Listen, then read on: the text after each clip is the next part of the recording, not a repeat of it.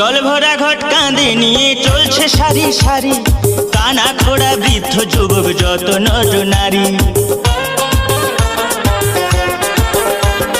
জল ভরা ঘট কাঁধে নিয়ে চলছে সারি সারি, কানা খোড়া বৃদ্ধ যুবক যত নর নারী।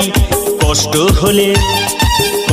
হলে চলে যাবি রে, সেখানে ঢালতে হবে শেওড়া ফুলির জল। এই কষ্ট হলেও চলে যাবি রে, সেখানে ঢালতে হবে শেওড়া ফুলির জল।